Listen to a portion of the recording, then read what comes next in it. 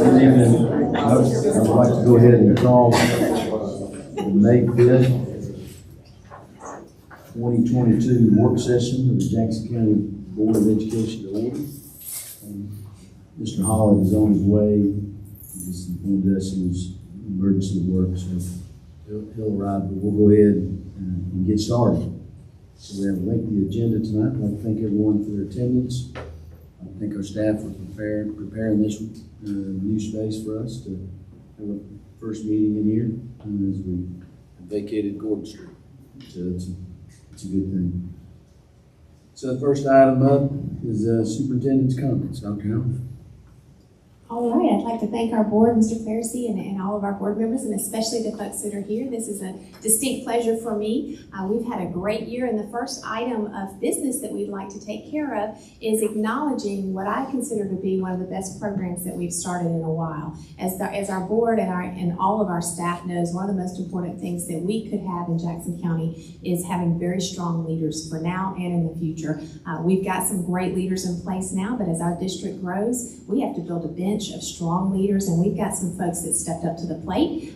This year we began last, I think, August, asking who might be interested in just doing a little bit of extra, which meant these folks committed to staying after work or school to commit to an Empowering Leaders program that was a very well planned opportunity for these folks to grow their own leadership skills. And so I want to share with you just generally what they did, and then we'd like to recognize some of the folks who participated. Many of them were able to be with us tonight, and those that weren't, I can promise you these are individuals who are growing leaders because they're invested and committed, and if they're not here, I'm sure they're busy doing something constructive. So we started with 3 cohorts of leaders, and we actually expanded to 4. Cohort A was kind of a foundation group, which were leaders who were interested in just growing personally in their own professional leapership opportunity.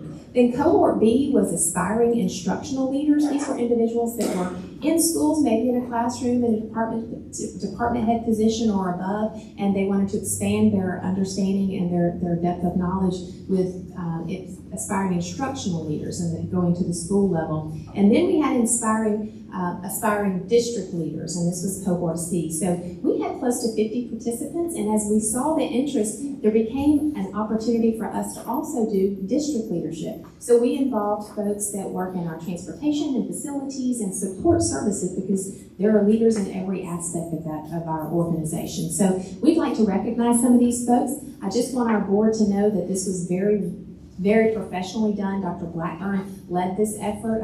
Mr. Nicholson and Dr. Blackburn began, and then Dr. Blackburn continued this work, and I would say that folks have really benefited from what's happened. So I'm going to try to scroll through this, Dr. Blackburn.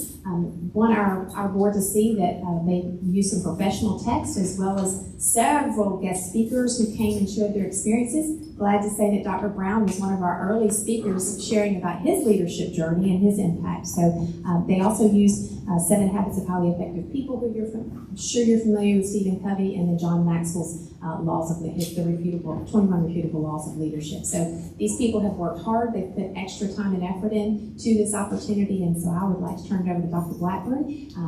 Here's a picture of our cohort A. Some of these folks are with us, and we'll introduce them. Cohort B. And by the way, Dr. Briscoe does a great job with pictures, but some of these were taken by April Howard, so they're not as professional as Dr. Briscoe, but most importantly, the people that have invested here, you can see. And our board has access to this, so if we don't recognize the folks that are not here today and able to speak with them, they know exactly who made this commitment. So Dr. Blackburn, I'll turn it over to you. Thank you. We are going to recognize everyone who responded yes, that they were going to be able to attend this evening. If anyone has come and you had not responded, we do have your certificate here this evening. I would like to say that there is absolutely no way this program could have been successful without Michelle Bowen. She has been instrumental in helping us prepare. She's organized everything. She sent the emails. She has kept us on track. So if we could just for a moment give her a round of applause.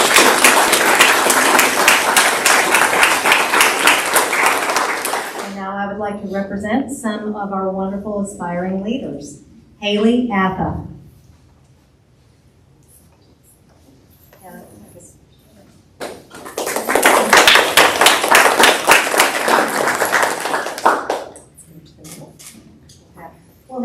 of the aspiring leaders stand in the middle, and we'll take a picture of you. How about that? Rebecca Branham.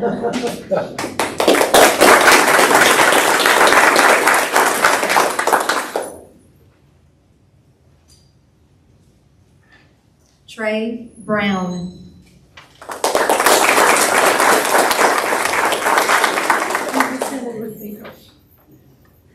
You're not alone anymore. Aaron Bryant.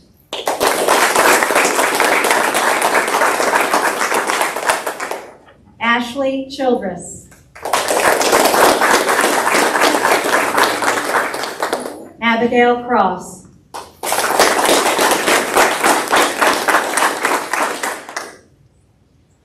Julie Crouch.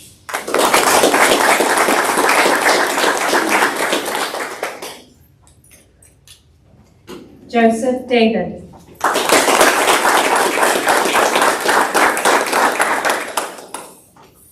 Deidre Davis.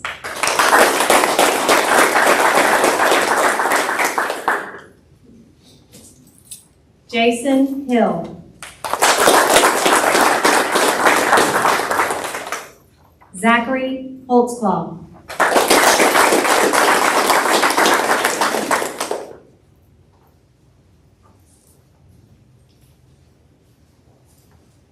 Vicki Huff.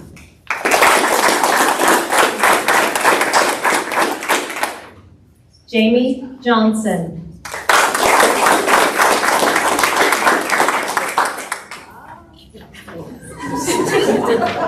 Cynthia Kelly.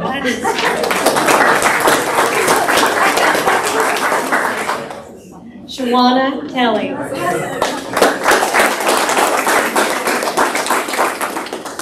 Joe Leach.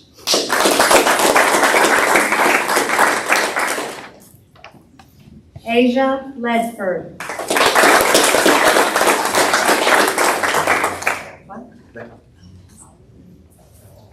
Josh Lingerfeld.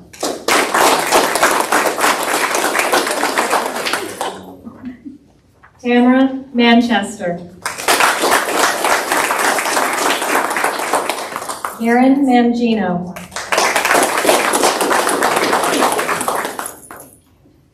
Christopher Martin. Ashley McCurley. Sorry.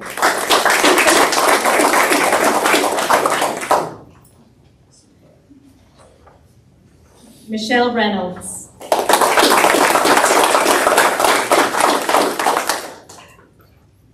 Casey Rogers.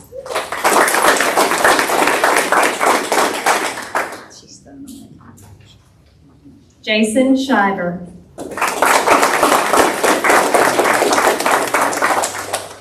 Zachary Taylor.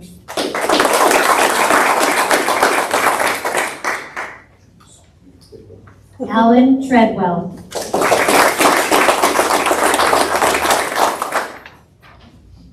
Rusty Vanderford. He's recording right now, so I'm just going to slide this over. Thank you, sir. Heather Watkins. Robin Weaver.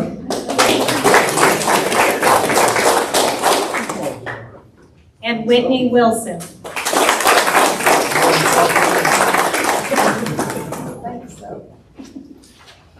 While our future leaders are coming forward, or current future leaders are coming forward, this group of individuals put in an incredible amount of time to this effort.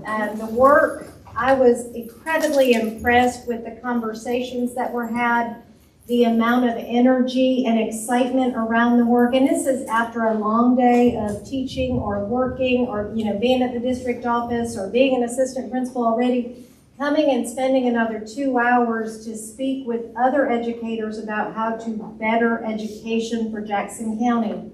And this is how we do it right here, by making sure that we know who is ready to do the work and who is ready to get dirty in the work and really, do what needs to get done. And I would like to say I'm very proud that this group has proven with their time and with their energy that they are willing and ready to move forward in Jackson County. So thank you all very much.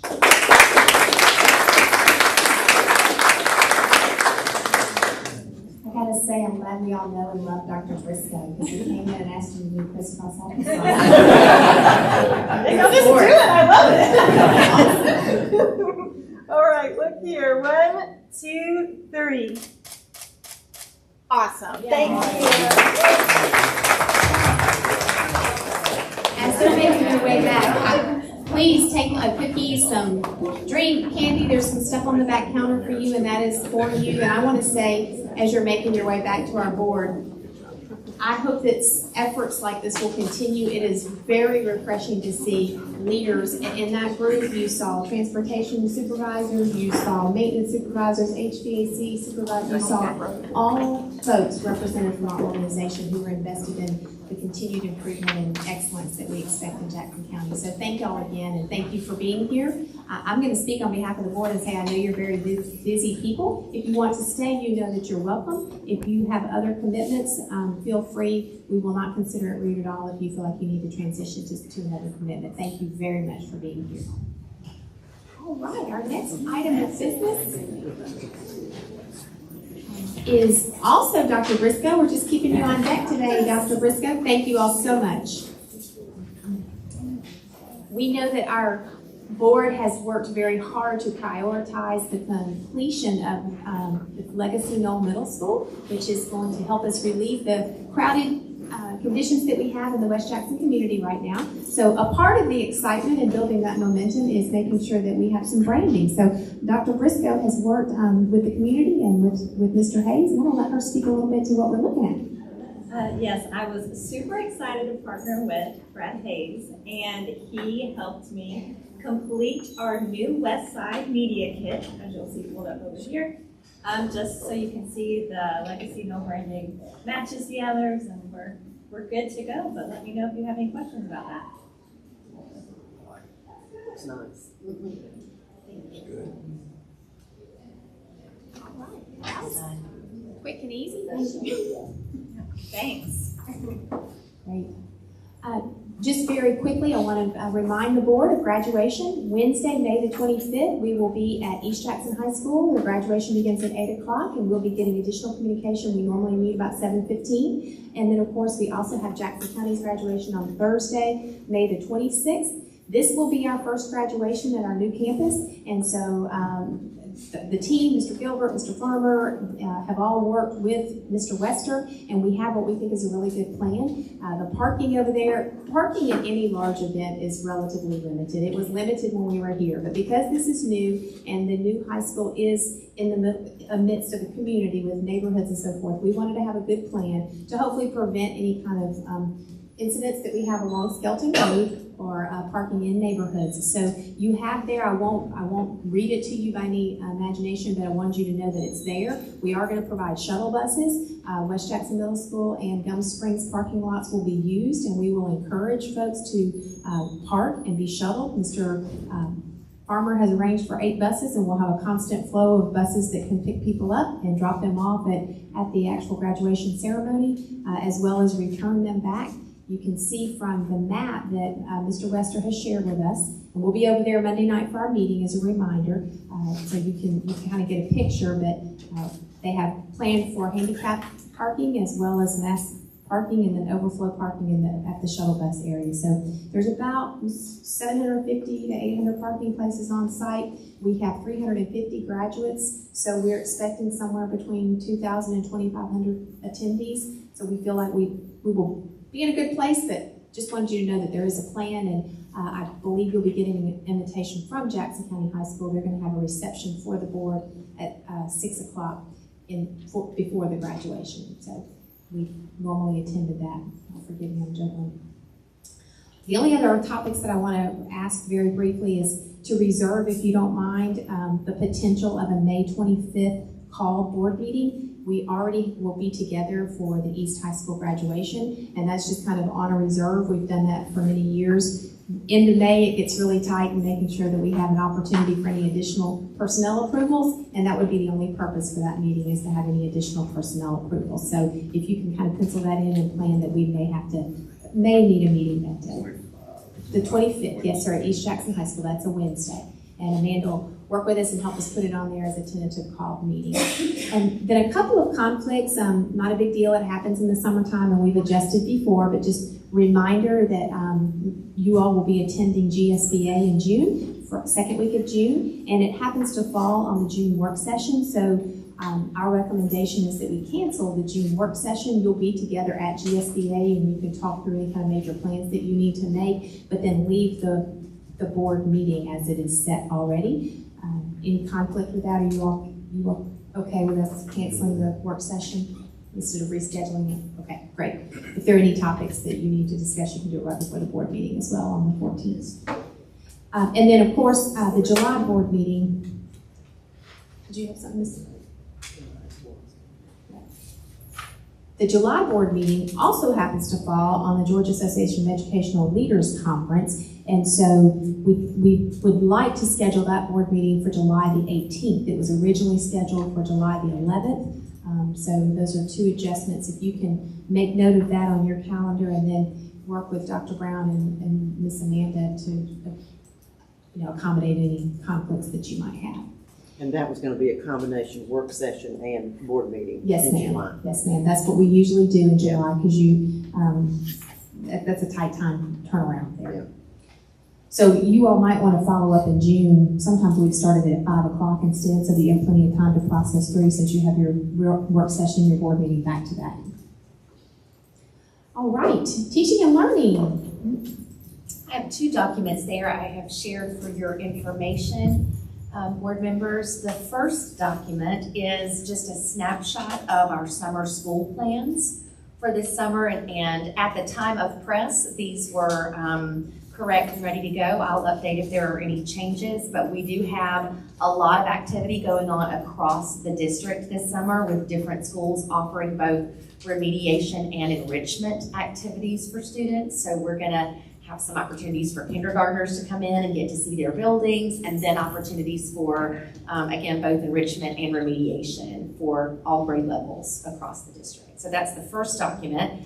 And we will also have opportunities for enrichment and professional learning for our adults. So the second document is just an at-a-glance summer schedule for professional learning. And if you scroll through that document, you'll see beginning June the 1st, as soon as we are finished and have put graduation to bed, we'll be jumping into some elementary design team work with our mathematics standards, which are brand new, and we'll be working through unpacking those through next year. Our robotics team, we also will have some time for our leaders to come together for professional learning opportunities and some planning, vision casting for next year.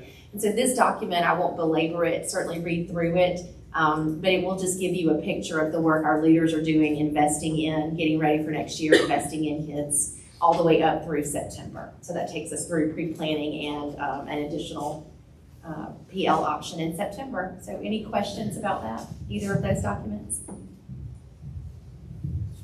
All right, thank you. Thank you, Ms. Dundor. And I'll say that I'm grateful, very grateful for Ms. Dundor's leadership and the work that she and Dr. Brown have already discussed, really investing in our leaders. This is a great time after 2.5 years of some disruption with COVID and a lot of changes. For them to be spending some time with our leaders at school level is going to be powerful. So thank you very much. Very much looking forward to that. Facilities and operations. We have a lot to talk about here. And so I'm going to ask Ted and Josh, and we've got several other members here, including Ms. Thorpe and Mr. Farmer and teammates, monthly projects update. Yeah, if we want to go through that real quick. Our current construction and design, Legacy Knoll's first one on there. Right now we are we're waiting on the 7-day letter inspection, which should be tomorrow. So we've started grading. The first step of that is putting in the pond. So tomorrow we'll have the pond's complete inspection, and then you'll start seeing some mass grading going on. Everything's going very well. We've got materials showing up. Getting ready for all of our underground stuff. So we'll start the slab in a couple of weeks.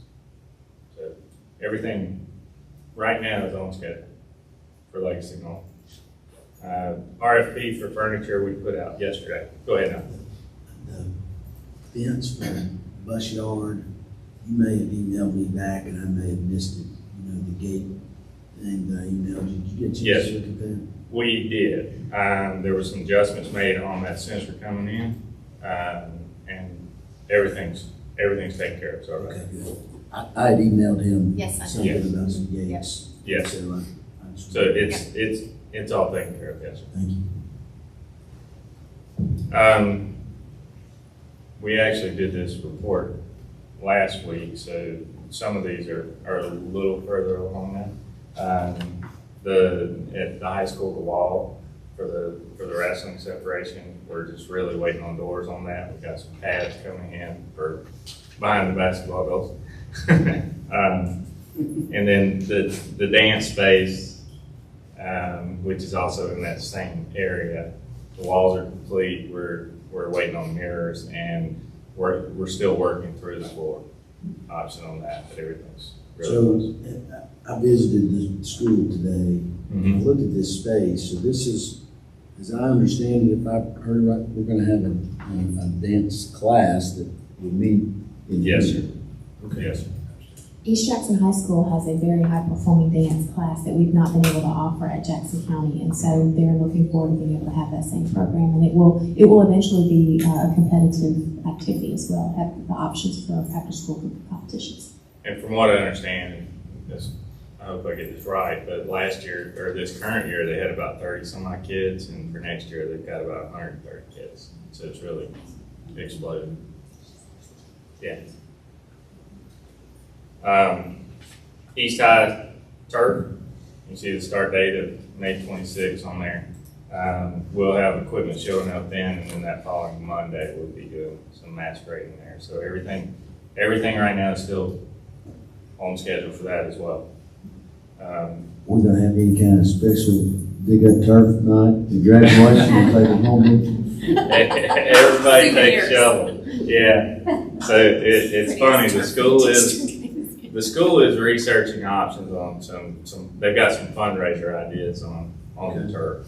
Actually, I know I was being funny, but I was really being. they really do. And it's inaugural turf for brand new high school. Yeah. Oh, They've kind of explored some options on cutting up the turf and selling it, and then we're kind of looking at it's a couple of different ways to do it, but we've got a couple of days in there where they do have the flexibility to do something with it now. So we'll see where that goes. We'll keep working with them on that. I'm sure you've seen the mobiles coming in. We've got West Elementary was set. Gum Springs is set around back. I don't know if you've seen them, but it's North Jackson's being set this week. I shake my head that I'm just sad that we're doing it. I'm not upset. I know. We all are. West Middles will be, it worked so well doing them the last week of school and messing that up last year that we're going to do it one more time this year. So the very last week of school, those will show up. But we've got a good plan for that, and David will work with us on that, and everything will be fine. So there's some of our summer projects on there. We've got the parking lot seal coat and restriping, some media center stuff at West Elementary, camera upgrades at schools. We've got intercom replacements. We've still got several other at other schools. We've got several other projects as well. One that Ted's going to talk about today too is the carpet at East Jackson Middle School. We'll be doing that this summer, replacing the carpet because that's a maintenance issue at the moment. And Ted's going to talk through some. I know there's a lot of talk around that project and what we can do. So I think the first step will be getting the carpet done, and hopefully next month we can bring some recommendations and timelines to see what we want to do with the rest of the building. So And you can go through the pictures, or Yeah, just scroll through. we do have cash flows on there. Not a whole lot going on right now with those. A couple of things that I would just wanted to mention on East Middle. And we've been out there and walked through the building, and the testing's going on now, so you have to be very quiet when you walk. But just wanted to remind everyone that kind of the sequence of events that took place on the East Middle project. And if you remember back, those who were here, that in March of 2020, we originally brought you a proposal to do a full renovation, including infrastructure and the inside of the building. And it was at that time about a $9.6 million project. The original construction cost was $8.5 million, and we downgraded that. The board asked us to only do infrastructure, so we did roofing, heating and air, and those vital infrastructure items, and got it down, and the ag classroom on the back side. But we got it down to 4.1 million, and so we had a cut that was about $4.5 million. We then came back to you next year, and we talked about a phase 2 budget that was no longer 4.5 million, but as we started to see things, costs begin to creep, we were guessing a total project cost of about 8.4.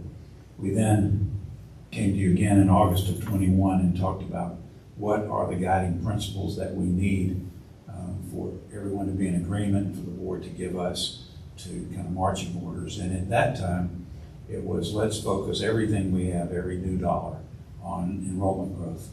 It was clear from the presentations then that that was a big requirement, and we're seeing portables going now, and Mr. Clarity, I agree with you. We'd love not to do that, but it's a fact for us right now. But we began just to focus all of those dollars on enrollment growth. We still had East Middle on the kind of the list. We haven't put it in this report today, but we were looking at, we could do potentially a modified version at somewhere around 2.5, 3 million, or possibly up to the 8.5 million that we were considering. We confirmed a little later in September with you that same thing, and then this past March we shared that given new construction costs, the full impact could be in excess of 10 million for the total project cost. And I say that not in any way to suggest that anyone didn't ever want to do it. We all wanted to do this project, but we're going to have to do it, as Mr. Patton said. We start this summer. We can replace the carpet in 18 classrooms in the media center that's worn and needs replacement, and that's been the #1 request from the school. And then we come back with a plan, and that plan will be subject to funding. So we'll try to bring you different options, different staging methods of how we can get there and in what time frame we need to, at the same time we balance the enrollment growth. So I hope that's just a little background to make sure we're remembering and thinking about how we're going to do this project. Again, it'll be great to get started, but we'll bring more to you soon. Any questions? Thanks for that update, I appreciate it. Thank you. All right, very good. Any more questions from our projects? There are a lot of things going on. We're not building a school, but, well, we are building a school. It's like, here we roll again. This time last year, we were talking about trying to get a school open. We're not trying to get one open, but we're getting one started. So I want to welcome Kirby Ingham, who we are glad to have with us, and welcome. Thank you for being here. He hasn't come to us every year, but we thought since he had some pretty good news, and Dr. Brown's launching his leadership here as the superintendent, it would be great for him to meet you and be introduced and to see how this process works. So welcome, Gallagher Group. We appreciate you being here, and I'll turn it over to you and let you talk with our board a little bit about our workman's comp proposal for this year. Okay. I did bring this if you want to take one and pass it down. I think I have exactly maybe the right amount. But thank you for that introduction. I got it first. I got it. Thank you very much. hear me? Is it on? So my name's Kirby Ingram. I'm with Arthur J. Gallagher Insurance. I've been writing y'all's workers' comp insurance for the last 15 years. I appreciate the business and the loyalty. So I know I passed those books out. The page 10 is the summary of the year-over-year renewal. I'll go into a little bit of background before we go into that, but you know, y'all have been with Liberty Mutual now for 5 years. On the workers' comp, we moved you from a company called Employers. Before Employers, we were actually with Liberty Mutual. You know, Liberty Mutual, I think they do a great job on the claims handling, the loss prevention side. Obviously a reputable name in the insurance world. The first 2 years with Liberty was 17-18 policy and 18-19. There were some higher claims that year, not terrible, but you know, we did have a more claims volume than normal. That led to an increase in rates in the experience mod. I'll go over briefly what the experience mod is. So every school in the state of Georgia is governed for workers' comp by the NCCI. It's a group that governs in most of the 50 states that we're in. And essentially, you are benchmarked against your peers based off the volume of payroll versus the losses you run based off that volume of payroll. As I tell you, a 1 is average. Anything below a 1 is a credit. Anything above a 1 is a debit. I tell folks, if you had 0 claims, you're never going to get to a 0. The formula is usually where the lowest you could get if you had 0 claims is 0.5 something. And the calculation is the most recent completed 3 years. So think about y'all's renewal is July 1. We're in the 21-22 year, about to be in the 22-23 year. So the current year is not part of that calculation because it's not done yet, but the previous 3 years are. So that would be July 19 to 20, 18 to 19, 19 to 20, and 20 to 21. So those are the 3 years that are heavily weighted for the experience mod. So, you know, 2 years ago, you were at a 1.17. I tell folks, you know, simple math example is if you were paying $100,000 in workers' comp premium and you have a 1.17 experience mod, that means you're going to pay $117,000, all else being equal. Now, in the state of Georgia, underwriters have flexibility with debits and credits, et cetera, so they can offset those, but they always have to use that experience mod no matter what company you go to, has to use that as a calculation in your premiums. So, you know, it certainly impacts the amount of total premium you pay. So the good news is, fast forward, you know, last year it went from a 1.17 to a 0.98. We were able to get a 7% rate decrease last year. In addition, this year it's gone from a 0.98 to a 0.85. So what does that tell you? The loss experience is improving. The last 3 years have been much better. And this is the lowest experience mod you've been at since 2015. So, you know, I would say that certainly give yourselves a round of applause that's, you know, you're trending in the right direction. And if this year holds, you should get another one, another decrease next year. So with regard to the upcoming renewal, I mean, you know, part of, you know, experience mod is one factor. Another factor is your forecasted payroll. You know, the way the workers' comp works is you forecast your payroll. Most school boards have 3 main class codes. It's your teachers, staff, your bus drivers, and your maintenance ground, all other employees. So each one has a rate, but it's it's the overall payroll and the mix of payroll between those 3. So this year you are forecasting about a 15% increase in payroll from 60 million approximately to 69 million. So that page that you're on page 10, essentially we have 3 columns there, and the 21 policy is what you currently are forecasting from a payroll standpoint. there is no deductible, the experience mod, and the premium, which are at $395,615. I put a flat comparison purposes because what this is if you just increased your payroll by the current rates of the policy. So, if you were to audit out at this payroll that you're forecasting for next year, you would pay $476,423. So that is the sheer payroll increase, no change in the rates. So what Liberty Mutual is offering is an 8.37% decrease at $436,527.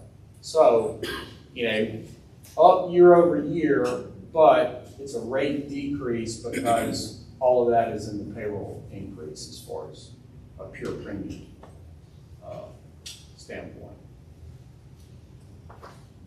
And I would say overall market conditions, which I only write the workers' comp for you, but I do all lines of coverage for many different accounts. And, overall, the ones that are difficult right now, the most difficult is property insurance is challenging. Auto's been challenging for a while. You may see that on your personal side, that they want a 10-15% rate increase every year. Umbrellas, that's been challenging. Workers' comp's been a pretty good market, and by good I mean flat. But normally I would tell you is the best tool you have is your loss experience, and if you continue to be run better than average loss experience, we can normally get you favorable terms in the marketplace. Any questions? Any questions? Our board has probably heard, we have a pretty strict no flip-flop policy, and it's kind of a laughing point, but it's not, because slips and trips and falls are usually our number one. And honestly, since we have been very serious about careful with our footwear, it has helped tremendously. Many other things as well, but I'm sure that was really popular too. it was. Especially when it's 90 degrees in May. Yes, in the summer. I like that. Well, I really appreciate Dr. Howard. I've really appreciated working with you over the years, and hope you enjoy retirement. Thank you very much. Dr. Brown, I look forward to working with you in the future. Thank you very much. Any questions? Sounds good. Thank y'all. Thank you so much. Thanks for making the trek from Atlanta, and be safe.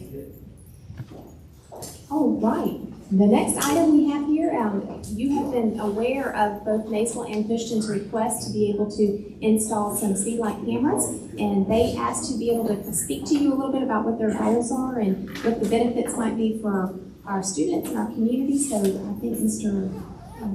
Chief Hill and Chief White are here. So if they want to join us at the podium and share their thoughts, that would be helpful. Now, I've actually got some paperwork. Can That's I pass great. that out? Or Of course, absolutely. We can help you. I'm sorry, I didn't upload it. No worries, we didn't. Appreciate you bringing some support materials. There's actually, this is the speed study that Blue Line conducted for us within the school zone.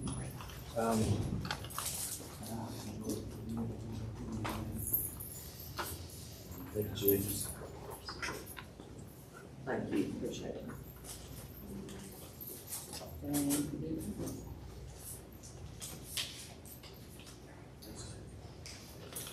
All right.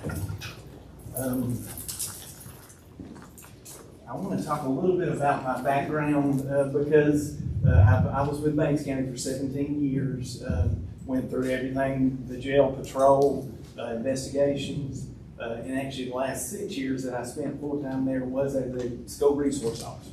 I've resourced everything from high school to primary, did the CHAMPS class, and I'm very, very passionate about school safety. That was my reason for living the last 6 years, and I've been able to bring that to Maysville. We worked with them a lot. We've actually, there were some parents that needed car seats. We were actually able to work with Banks County and get them two car seats for that. We do our Shop with a Hero. We do different things for them. Any need that they come to me, I try to make sure that we do. And as I said, school safety is is one of my reasons for living.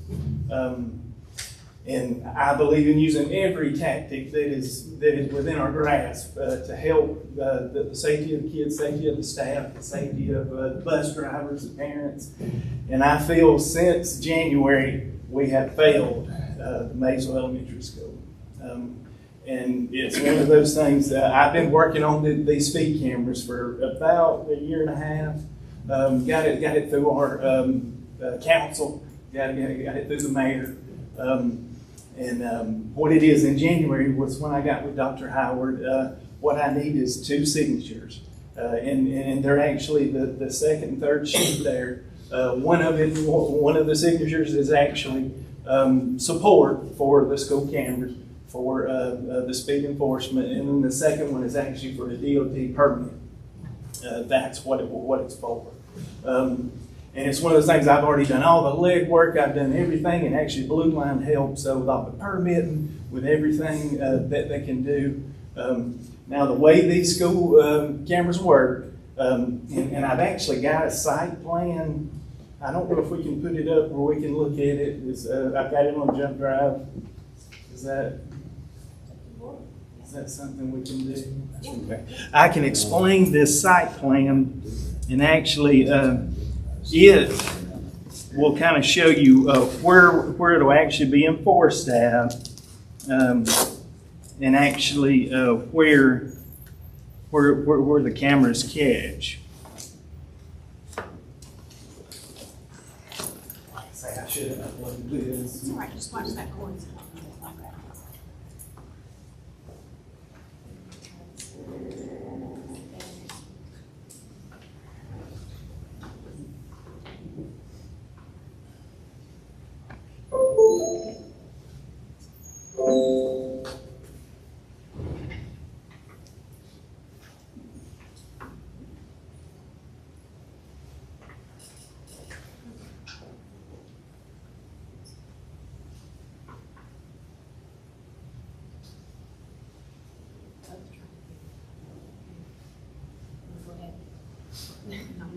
And it is, like I said, the site plan will show you where signage goes on both ends of it. It'll actually warn the people, there's photo enforcement ahead, slow down. We'll have the flashing lights, like we do at this time. And it's one of those things, it'll actually be the second page on there if we can go back. This is where it is, and to be honest with you, the Maysville Elementary was tailor-made for a system like this. On the end, right here, you've actually got a stop sign that'll go to, that's Highway 98. This is 82 Spur that goes by the school. You've got 2 entrances where this is normally where buses come in, parents leave in the afternoon. This is where the buses leave during pickup. Now the blue lines that are actually there, that is what will be enforced. Now, anybody going in the morning during pickup, and this is only when kids are in school. Now during the summer, during holidays, they're just a post. That's all they're going to do. It's just when kids are in school, you're in the school day. Anyone going 11 miles over the speed limit, which is the law, through here, will get a ticket in the mail. Now, I want you to think about something. You're coming at a blind curve by Maysville Baptist Church. You're coming through, immediately you have an entrance there with people coming in and out throughout the day, and it's especially very heavy during drop-off and during pickup. Then you come to another entrance where you've got buses coming out. You've got School Way coming on this other side, and you've got actually a driveway here and another driveway at the end coming out of the residence. So 11 miles over the speed limit, that's going to be 35 in the morning when it's a 25-mile-an-hour school zone. And like I said, they're going to have plenty of warning, they're going to have everything. So if they're coming out of this blind curve at 36 miles an hour with parents coming in, buses going out, everything's going, they need a ticket. If they're going 36 miles an hour through. And I want you to think about one thing. Right here is where I see it every single morning. The school's in session, and I'm watching it. I'm monitoring traffic, and I'm actually looking directly at the front door looking for any problems, looking for anything that they might need me for, and I'm there for them every single one. Calls pending, you know, something comes in that is very important I have to go to.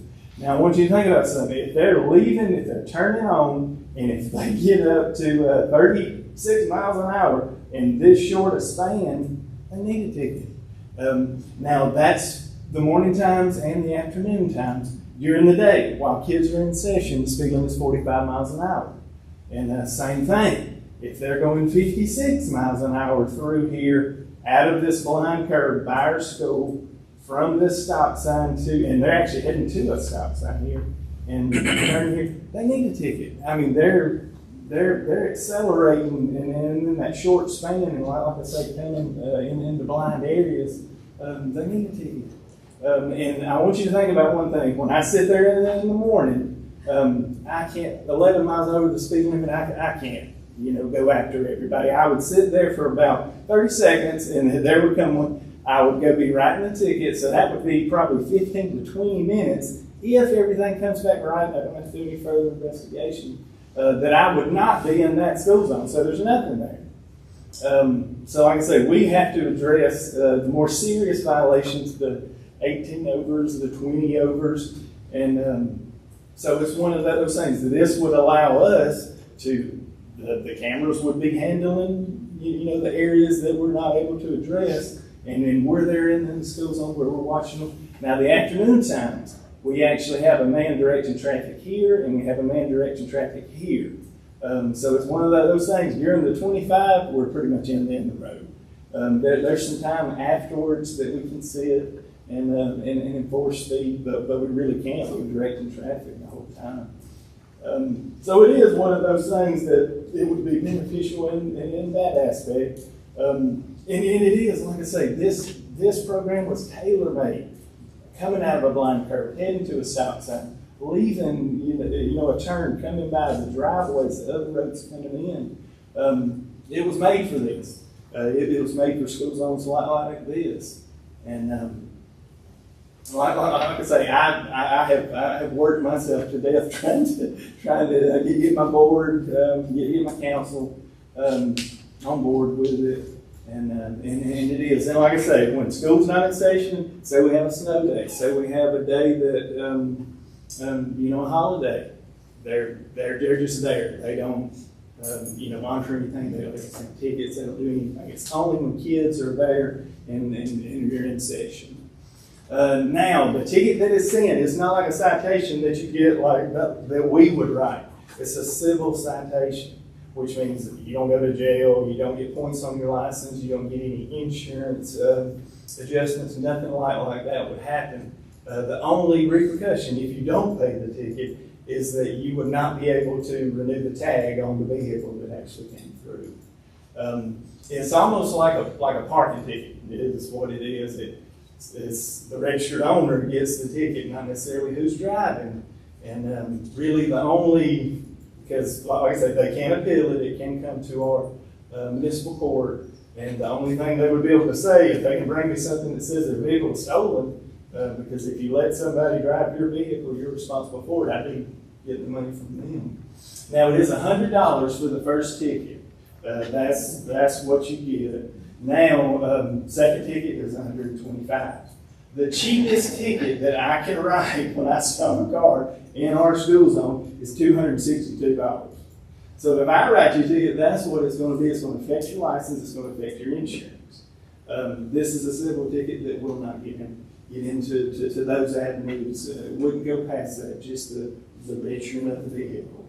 Whenever they go for that. Would there be a warning before that first ticket? Now, whenever we get up and get you running, there's a 30-day warning period. And now it's one of those things. Blue Line provides all kind of literature. We're going to send it home with the kids. We're going to give it to everybody. They do like radio ads, they do Facebook ads, all kind of things, telling them that speed enforcement's coming. You need to watch out within them, and like the 30-day warnings will go out for whenever we get started for the 30 days. After the 30 days is when the tickets get issued. Like I say, they go in the mail. And it is, it's one of those things, like I said, it only runs when school's in session. It's not like it's running at night or running On the weekends, it would be off. They would just be posts sitting there. But we would still have our signage. Now, one thing I want you to think about, there's an automated license plate reader. That's what this goes with. That's what's taking the picture of the back of the vehicle and the tag. That's something that comes with it. So say we've got somebody that comes into our school, comes through that zone, comes into our driveway, has any kind of ill intent for any of our staff, any of our kids. We have got a picture of them. We've got a timestamp notifications of when that car was there, when it came through the school zone. So if they get away before we get there, we've already got their tag. We've got a vehicle picture that actually takes the picture of it, and that runs all the time. So it's one of those things. Say even at night, somebody comes in there, we're going to have a picture of that. If they come in, damage the school, if they do any of that. That all comes with it, and it's monitored. Now, one thing also that comes with it is one of those your speed signs that flash up, show you how fast you're going. What my plans are for that is to put it right here coming into town, because this is probably as bad as our school zone. You've got people coming to the stop sign. You've got cars flying from the Commerce area, coming from the Hillsville area. So it's going to warn them as they come in. This is your speed limit's 45. So that's going to be another added layer of hopeful safety that we're able to put in with this, and that comes with the package. Doesn't cost us a thing, doesn't cost y'all a thing. All we need is just the support. Now, on the speed study that I gave you, I'll go over that with you. That was a 5-day speed study. We actually put up a sensor that collected the data. And it shows you, if you look down at the bottom within the chart, it shows you the vehicle count. So that was how many vehicles came through between the morning and the afternoon. You get on over to where it is during the day, which is more. And then you see how many speeders for each day within the morning time. So, I mean, the lowest one there is 74, and that's when it's 25. And then, the highest, of course, 93. Now, during the day, this is when it's 45. And like I said, it'll be monitoring all day when it's 45 miles an hour. One day there was 84 within a school day. And like I say, drop off and pick up is the main areas when the speed does drop. But during the day, we have a lot of parents coming in and out at different times. Buses coming in for special events for different things. So it's we need that extra layer of safety during the day. And then in the afternoon, like I said, there was 86 one day. And that's for the afternoon times. And I want you to think about something. All those afternoon times, that's with 2 officers sitting in the road directing traffic. That's with, usually when I'm not busy or something, I'll go over there and sit to the side where I do in that one little avenue and monitor speed coming through.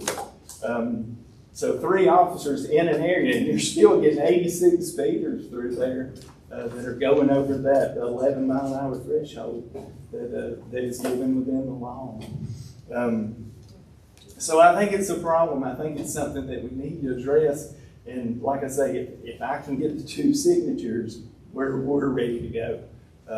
We're ready to start. And probably won't happen this year, but we're looking at next year, getting all of our information out, getting everything the first part of the school year, getting our 30-day warning process in. And it's one of those things, like, I don't know if y'all know anybody, like one of my officers got one of these tickets in Baldwin. He called me and said, "Hey, I got a ticket from Baldwin." I said, "Yeah, okay, pay it, slow down." Because it is. I mean, we're held responsible just like anyone else. But there is, with all this, there is a magic way to get around this. And I'm going to tell you, and I'll tell anybody that asks me, slow down. That's like, if you slow down, nothing. And really what this is made for is to not even issue a single ticket. What it's made for is just to sit there almost as a threat, an idle threat that if you come through here fast, you're going to get a ticket.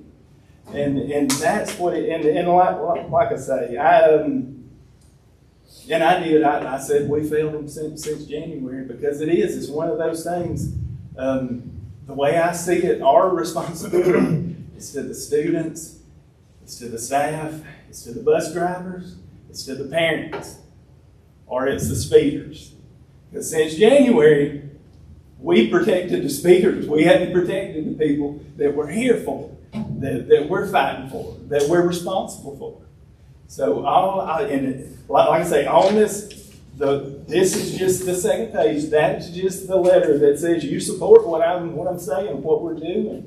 That actually has to be put on the letterhead and signed by Dr. Howard. The second one is the permit with the DOT that says we can put the signage within the right of way. And that's what it is. Now, the way the law is set up, the funds that come from this go to fund local law enforcement and for public safety initiatives. That's what's in the law. So it's one of those things. We're going to have to get creative because, we need some stuff. We need some vehicles. My part-time vehicle is a 2006 Crown Vic. They run it on Saturday and Sunday, and I work on it till Wednesday, where they'll be ready for it the next week. We need equipment. The vest that I've got on right now expired in 2018. And I actually brought this from Banks County when I came. And I don't want to put the burden of my department on the citizens of Maysville. I'm cheap. I am. This can go for equipment. This can go for training. This can go for a lot of things. There's two kind of sections that you don't want to get around. You don't want to pay salaries with it, and you don't want to do building projects. If not, there'll be chiefs getting $10,000 raises every year, and that's not what it's for. That's the way that if people use it for that, they're going to be held accountable for misuse of funds. There's going to be regulations on this to where nobody benefits. My plan is to use it for what it's intended. Now, public safety initiatives, that is one thing that's in the law. My shop at the Hero. Like I say, I've chosen 2 kids from the Maysville Elementary School the 2 years that I've been there. And we went shopped. We partnered with Banks County because we don't really have the funds, we don't really have the ability to do it. But Shop with a Hero, the junior deputy camps, that's one thing we did at Banks County that we just don't have the time and the funds to do. Car seat initiatives. I want to have my own car seats. I don't want to run begging to Jackson County or begging to Banks County to get a car seat for a need at the Maysville Elementary School. That's my responsibility. This is something that we could do that with. Coat drives, clothing. We could do a lot of things that I can get creative with the public safety initiatives and say this is community engagement. We have a fishing rodeo every year. I could fund this with it. I could get more kids in there to be able to help them, to be able to go with them.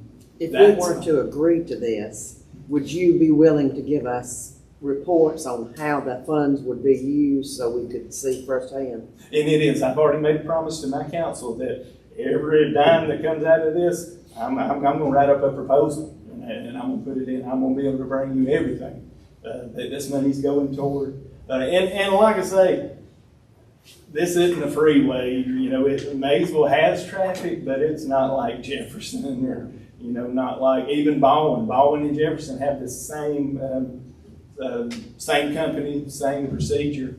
We don't have the traffic they do, which is a good thing, and it's a bad thing. Well, if you're bumper to have bumper, growth going on over there. You have subdivisions being built and growth. And it is, like I say, when you're bumper to bumper, it's hard to get up speed. Yeah. When you're in wide open spaces like it is at certain times over there, they're coming around the church and I'm going to be honest with you, my officer got it's been 2 weeks ago, somebody at 65 miles an hour in the 25 when it was a 25 mile an hour zone.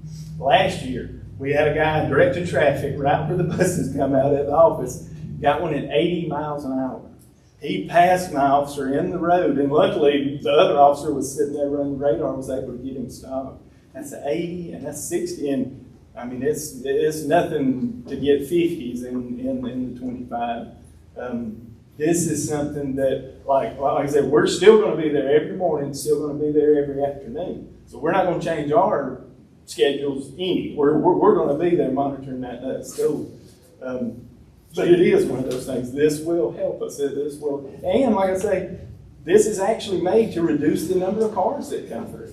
So, Chief, if we may. Yeah, I got a question for you. Yes, sir. So, the purpose of this is to stop the speeding. So, do you have figures on that? How long does it take to work? Now it's one of those things. They gave me a spreadsheet when they were giving me their spiel. It varies. Now, like I say, with ours, we don't have the volume. I'm hoping within a few months that, like I say, they're just sitting there. We're not even getting a single ticket a day. Right. That's the goal. And like I say, it's a scare tactic. I want people to be scared to come through our school, especially when they're speeding. I can keep you updated on it, but No, I was just curious. I would assume they have information about something like that. I mean, because that's the goal. In the your regulars coming through there should learn pretty quickly, hopefully.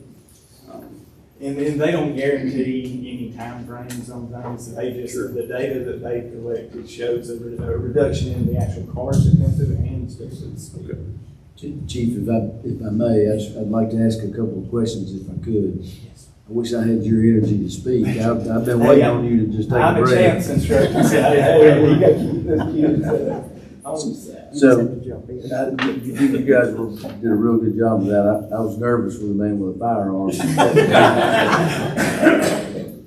Chief, I do have a couple of questions for you. We do appreciate you being there every day. I mean, I can't say that enough or emphasize that enough. We appreciate that. I did want to ask, how many tickets have you written during school hours? Do you know roughly how many that you have written? I see these speed numbers, but how many tickets have you issued, you know? Now I don't have an exact number. I can give you an estimate weekly. And like I said, we don't address the 11 miles over. We just can't. If we let the school zone, we'd never be there. Right, we usually address from like 18 and up. Now, what we can write would be a lot more than we actually do. We're limited by our radars because it's one of those things. If you've got somebody coming at you at 25 and you've got one that you've kind of visually estimated, that probably. So everybody use that, Chief? You don't give a ticket, you let some folks off? Is that what you're saying? And it is. We use discretion. We use. I mean, there are some people that have emergencies.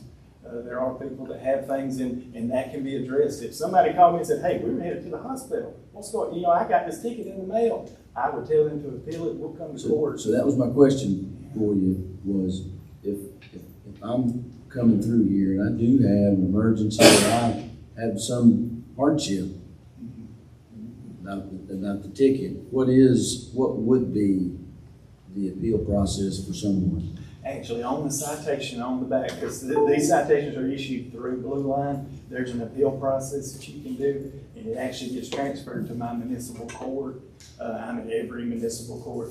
And like I say, if somebody called me and they had a true emergency, they had something, I mean, I'm not here to, put somebody out or, put somebody in a further hardship from what they would.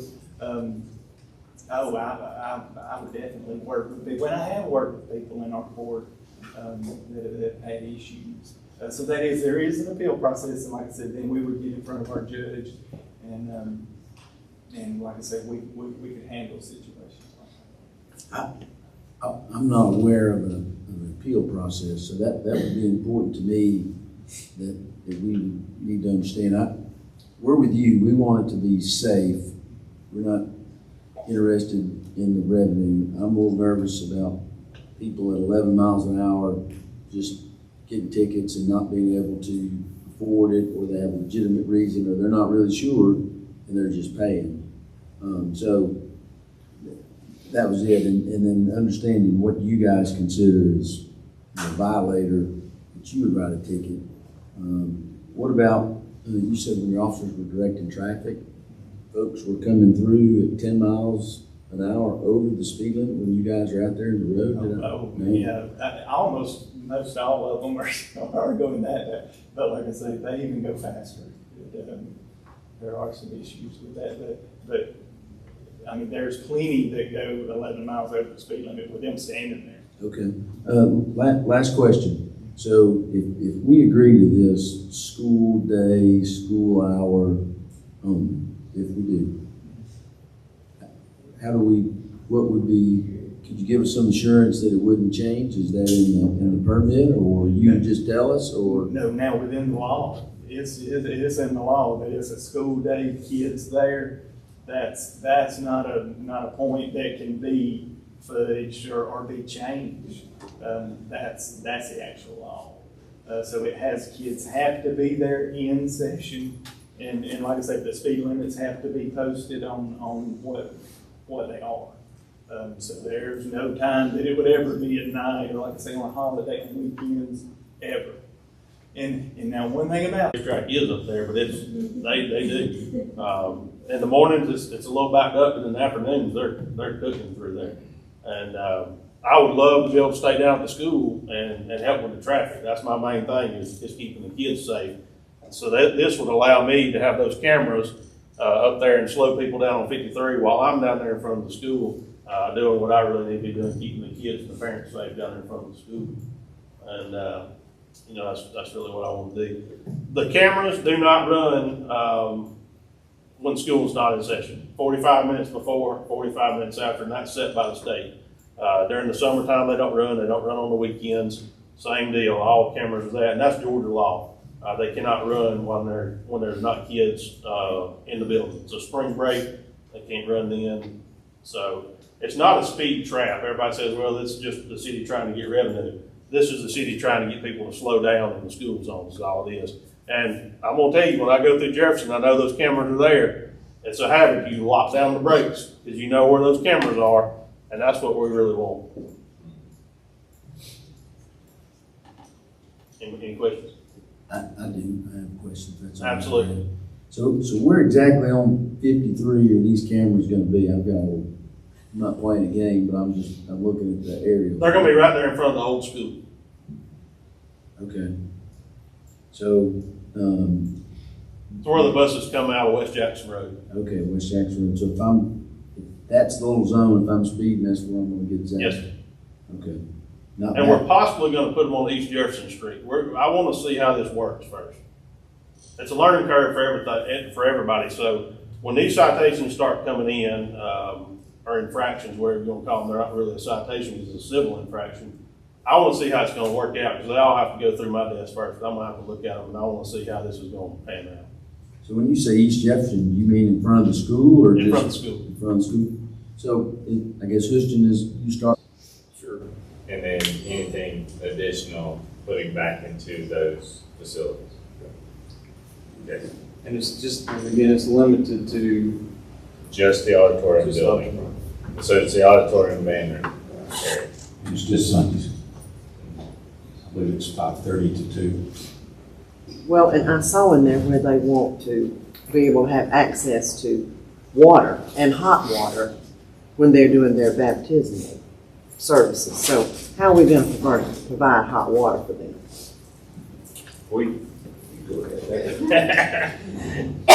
So we do have hot water in that building. I don't know that we have that much hot water. Exactly. And I don't know how often that happens. Well, they said in here, like every 3 that. months or so, I think we're supposed to have those services. So We can research a little more into that. I don't know why, I just don't have a good feeling about this. I haven't from the beginning, and I still have some concerns. So. About the use of the facility. Mm-hmm. Anybody else have any questions? So the only question I have is, if for some reason we wanted to use it on a Sunday, is there a way to to, I guess with 24-hour notice or 48-hour notice. Yeah, that was one of the main things we talked about it. I think in every one of our facility rentals and board policy, it says school district has priority first. Yes. So, and we have talked about that in their, they understand there could be at some occasions, maybe it's a performance that goes through the weekend, our students, one of our schools, whatever it is, they understand that they would need to suspend theirs for that weekend and we would use it. Well, and I understand that they are now, this same group is using the Methodist Church in Maysville that's no longer used as a church. So they still want this facility, although they've got that building in Maysville? I think they're buying land in Burleson as well, so Their goal is to build their own. Yeah. This is temporary. This is Yeah, one yeah, to 3 yeah, well, years. I knew it was temporary, but I just wondered if they were still asking for this, Yes. if they're gonna have that in the Maysville area also. Yes. This is pretty much been a model in Metro Atlanta for churches that are growing, especially seeker type churches. Since the late 90s, they've used the school and really meet a lot of needs. So We don't wanna be Metro Atlanta.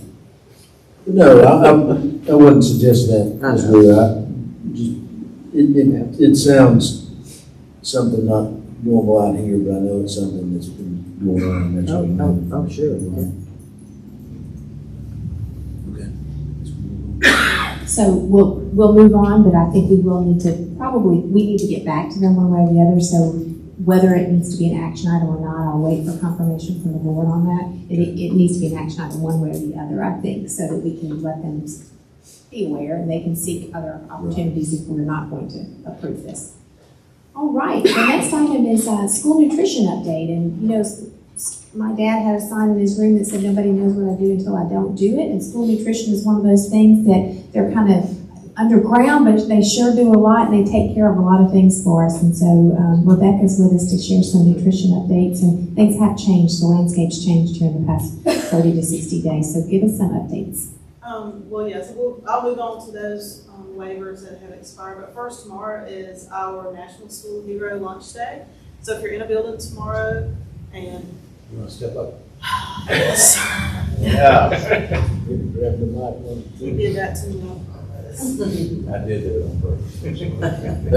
Better to hear you. He knows I like to sit in the back. It's that Baptist upbringing. Tomorrow is our National School Lunch Hero Day. So if you're in a building and you get by the cafeteria, please make a point to stop by and tell our staff how much you appreciate what they've done this year. They've worked very hard. We've had some trials and tribulations as we've come out of COVID, and they've been champs. They've worked really hard to keep our kids fed, and we really appreciate what they do. We're going to have a big celebration once school's out, have a big luncheon for everyone. But if you're in a building tomorrow, if you could stop by and tell them how much you appreciate what they do. Our waivers are expiring, so all good things have a tendency to come to an end.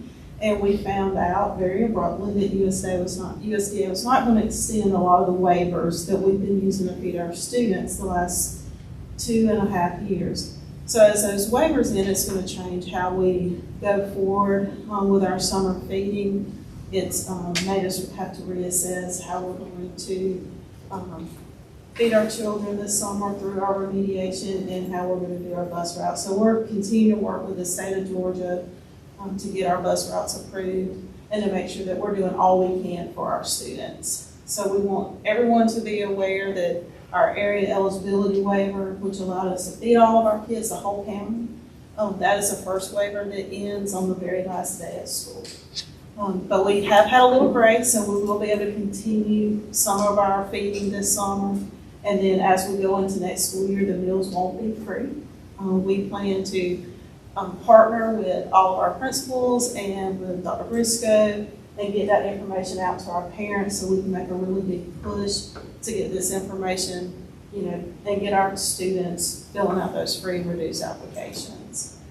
So if y'all have any questions about that, I'll be happy to take them. And other good news, our staffing has really stabilized, so we're really excited to kind of see that. I know, our HR department is really glad I'm not aggravating them all the time.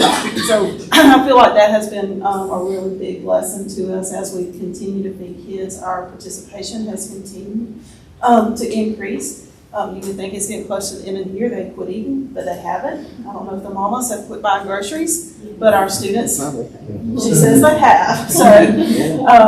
So we're continuing to feed a large number of students in all of our schools. We are looking forward to like I said, the end of the year, we're going to be having a luncheon. We'll be inviting a lot of y'all to that. So if you're able to join us, we would like for you to. So if you have no further questions about school nutrition, that's kind of where we are going into the end of the year and preparing for summer feeding. One thing I would add, a real hats off to your group. You all have worked mighty hard. And for the summer feeding program that we discussed a little bit ago, Fran shared with you, there's changes in that, and I think there's been a real cooperative spirit on how we can still take care of our students this summer. We can't do it the same way we used to, but with CARES Act and with other help, it's going to work out just fine. Next year, we just got to get used to something new. Thank you, Rebecca. The last thing I'd mention to you very quickly is we'll have an update for you in June on property and liability insurance. And I just wanted to say two things. One is it's, I guess, national data suggests that we're seeing about a 10% increase in property and liability insurance coverage. So we should expect some to go up. Dan Horn, who represents us with Chastain and Associates, is marketing our package now. We have not had any big claims, and that's a really good thing. But we're also going up on our facility cost. We put in new cost every year. We're going up 5% this year. That's the recommendation. We know that the need is to go higher, and we'll do that over multiple years. So we'll see a little bit of an increase this year. We need to make sure that our estimated cost of replacement in a disaster is going to meet our needs. So you'll see some of that perhaps change. But we've had great representation from Chastain for a lot of years. And we're adding properties, so that has an impact too. Really great. All right, thank you very much. Ms. Dodge, and I know Ms. Bryant is here as well. Thank you for being here. You want to give us some updates on the financial landscape? I know you love it. Really loud. That's what I'm taking, looking at. I'm going to keep it over here. I'm scoot on over a little bit. I don't think I see transportation on the agenda tonight, so I think we'll be all right. So I'm going to start out by talking about SPLOST, and that this month was amazing. We got our highest revenue ever, $1.2 million, so that was great. Also, I want to point out that with that, our 12-month average is now above $1 million. So, woo, I mean, that's just, when I plugged everything in, I was so excited. I was texting and calling everybody. So that's great news for our growth and the things we need for new facilities and upgrades to facilities and additions to facilities. So that's great news. And also, this month was our last collection on SPLOST 5. So next month will be our first deposit from our next SPLOST series. And we should even see a little bit more of an increase because our portion of the distribution actually went up a little bit because of our enrollment growth. So that's something to look forward to. And then if you want to look at the general fund, we're actually a little above with our expenditures, a little above where we are at this portion of the year complete. But you have to keep in mind that we did just disperse all of the one-time bonuses. So some of those were funded by the general fund and not by state funding. So it kind of had an impact on our expenses this month, but I expect to see everything level back out and still in somewhere between $26 and $27 million for this fiscal year. So it all looks good, and as you can see, our fund balance is still over $30 million at this point of the year. So even if we dip a couple of million the next couple of months until the end of the fiscal year, we're still at almost $27 million. So right where we we hope to end up.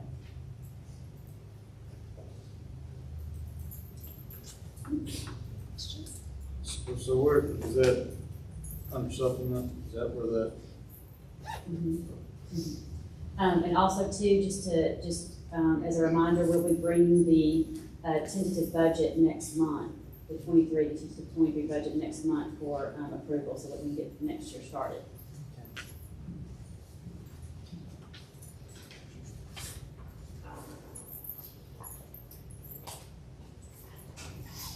All right. Thank you, Anna. Running a race with our mics. Probably don't need them anymore since we don't have quite so many people, but thank y'all for Ted and Anna for playing the relay game. All right, HR, we will have an executive session at the conclusion, and Ms. Todd and Dr. Brown will have a recommendation list for you, but I'll turn it over to you for enrollment and additional personnel conversation. Sure. So yes, ma'am. The personnel report will be presented to you in executive session. I do want to say that it's very lengthy. We've been very busy. It includes 56 new hires.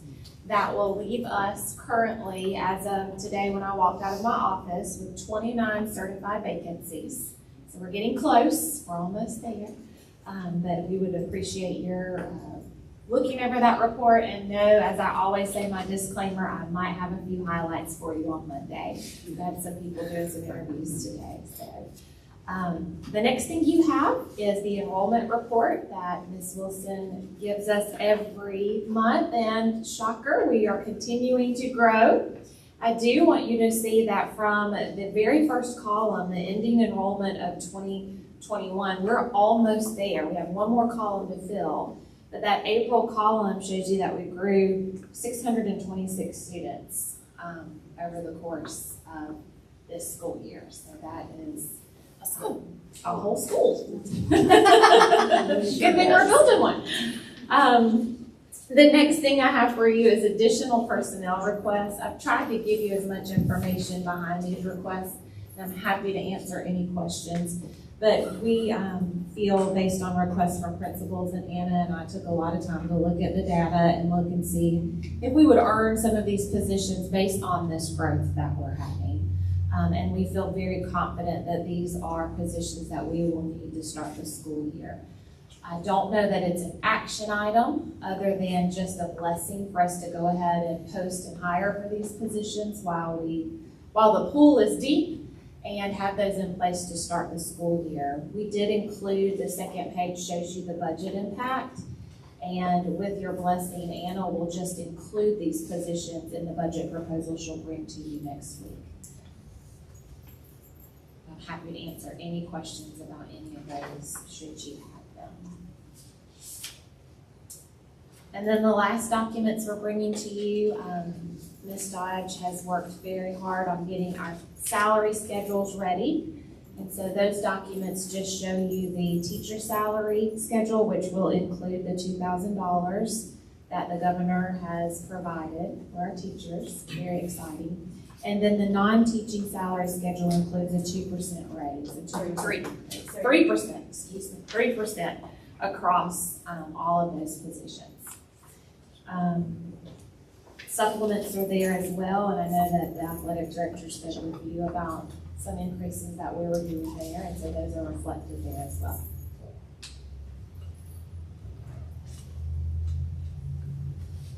One thing Mr. Clarsey asked me, just because he spoke earlier, our formal non-teaching salary schedules listed positions, and we've removed the positions, and what we're going, and I think this is a fantastic plan going forward, is to have the position job description list the grade and the scale that you're going to be using, instead of having all of those. And it seems simple, but it clarifies exactly where we are in terms of using the grade. So teaching salary schedule is based on the state, but the non-teaching, which y'all are probably looking at a comprehensive review for next year. It's going to have a 3% increase going into next year, but then for clarity, those titles were removed. It allows it allows more flexibility, because how it was is the position was tied to the grade. And so if you added any positions, you had to figure out where you're going to put on in those grades. So just having the grade and the minimum and maximum allows flexibility as you add positions or adjust positions.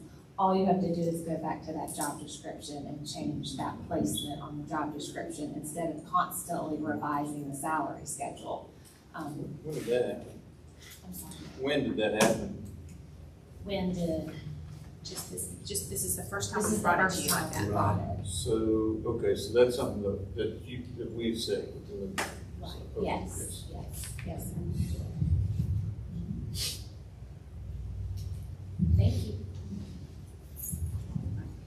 Just for clarity too, the athletics, and you may have said this, I'm sorry if I missed it, the presentation that our ADs did with you, the athletics supplement, those are accounted for, so very good.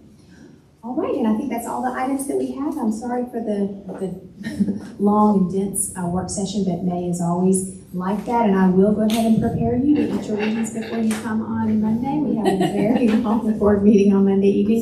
We have some amazing student recognitions as well as our retirement recognition, so it's going to be a great meeting. I'll turn it back over to you. We do have a need for an executive session. All right, Dr. Howard, thank you for that. Have a motion to go into executive session for the purpose of personnel. So good. Have a motion, so a motion and a second, all in favor? Aye. It's unanimous. We'll go to the room without a glass.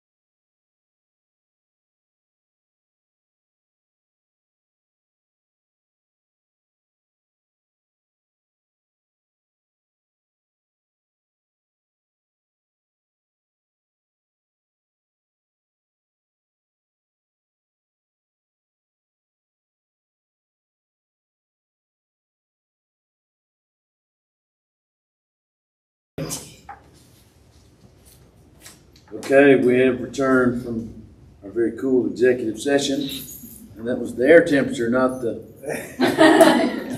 people. So I have a motion to come back from executive session. I have a motion to have a second. Second. Okay, I was wondering, you got a second, all in favor? Yeah, we're back, so back to our last item, and Dr. Howard asked me not to say anything, but this is her last executive session. I'm not gonna make a big to-do of it, but it is something we should keep in mind. I'm sure everyone has, and no one has said anything, so. Sad day, happy for you, sad for us in a way, it's just what things happen, so just. You're in a great place. You got a great leader coming in. I'm excited. I won't make you any more uncomfortable than I already am, so. Thank you. Without further ado, stand adjourned, thank you.